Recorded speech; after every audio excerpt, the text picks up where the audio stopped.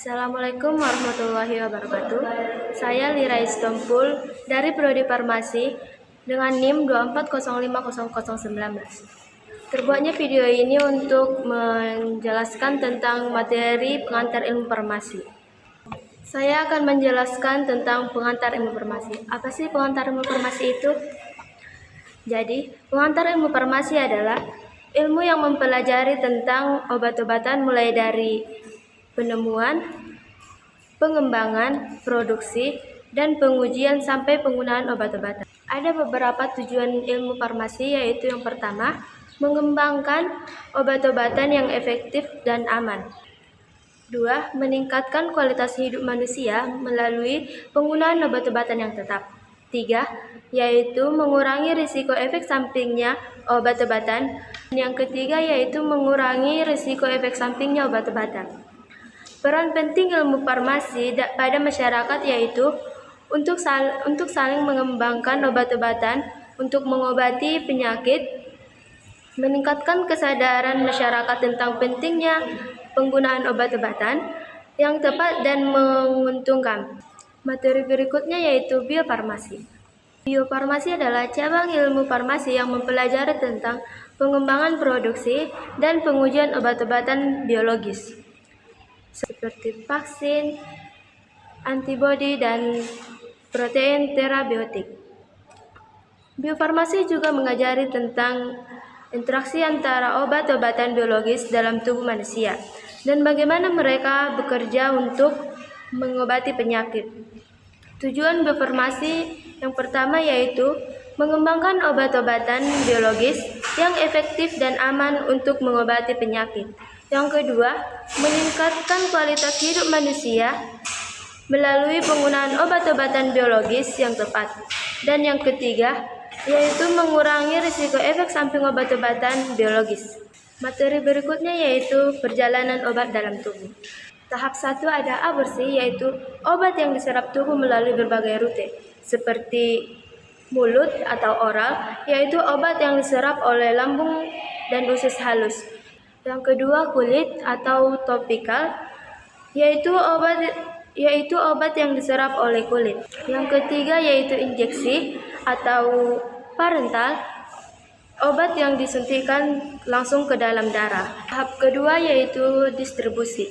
Obat yang diserap kemudian didistribusikan ke seluruh tubuh melalui sistem peredaran darah.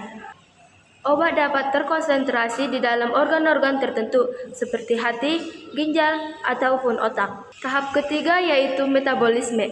Obat yang didistribusikan kemudian diubah oleh enzim-enzim dalam tubuh menjadi metabolit yang lebih aktif atau tidak aktif. Proses ini terjadi terutama dalam hati. Tahap 4 yaitu eliminasi.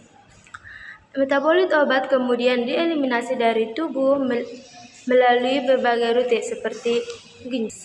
Ginjal atau renal, yaitu metabolit obat yang dieliminasi melalui urin. 2. Hati atau hepatik, yaitu metabolit obat dieliminasi melalui empedu. Yang ketiga yaitu paru-paru atau pulmonal, metabolit obat dieliminasi melalui napas. Materi berikutnya yaitu bentuk sediaan dan rute pemberian obat. A. Tablet. Tablet adalah bentuk sediaan padat yang dapat diminum dengan air. B. Kapsul. Kapsul adalah bentuk sediaan padat yang terbungkus dalam kapsul gelatin. C. Suspensi. Suspensi adalah bentuk sediaan cair yang mengandung partikel-partikel padat. D. Larutan. Larutan adalah bentuk sediaan cair yang mengandung obat tertentu. E. Krim. Krim adalah bentuk sediaan semi padat yang digunakan untuk aplikasi topikal. F. Salep. Salep adalah bentuk sediaan semi padat yang digunakan untuk aplikasi topikal. Dan yang terakhir G, yaitu injeksi. Injeksi adalah bentuk sediaan cair yang digunakan untuk pemberian obat secara parental. Materi berikutnya adalah rute pemberian obat. Ada beberapa dari materi ini. Yang pertama yaitu oral. Oral adalah pemberian obat melalui mulut. Dan yang kedua yaitu parental. Parental adalah pemberian obat melalui injeksi ke dalam darah ataupun jaringan. Yang ketiga yaitu topikal. Topikal adalah pemberian obat secara langsung ke permukaan kulit atau selaput lendir. Yang keempat yaitu rektal. Rektal adalah pemberian obat melalui dabur. Vaginal adalah pemberian obat melalui vagina. Yang keenam ada inhalasi. Inhalasi adalah pemberian obat melalui pernapasan. Yang ketujuh yaitu transdermal. Transdermal adalah pemberian obat melalui kulit dengan menggunakan plester. Materi berikutnya yaitu ada pertimbangan dalam memilih bahan sediaan obat. Yang pertama yaitu kemampuan obat. Pastikan bahan yang dipilih, sediaan obat dapat menghasilkan obat yang efektif dan stabil. Yang kedua yaitu kemurnian. Pastikan bahan sediaan obat memiliki kemurnian yang tinggi untuk menghindari kontaminasi. Yang ketiga yaitu kestabilan. Perhatikan bahan sediaan obat dapat bertahan dalam kondisi lingkungan yang berbeda-beda. Yang keempat yaitu ketersediaan. Perhatikan bahan sediaan obat tersedia dalam jumlah yang cukup dan dapat diperoleh dengan mudah. Yang kelima yaitu harga. Perhatikan bahan sediaan obat memiliki harga yang kompetitif dan sesuai dengan anggaran.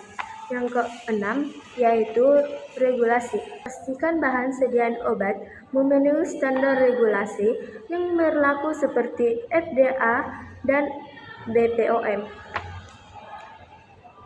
Sekian video dari saya tentang pengantar ilmu farmasi. Jika ada dalam kesalahan berbicara, mohon dimaklumi. Sekian dan terima kasih. Wassalamualaikum warahmatullahi wabarakatuh.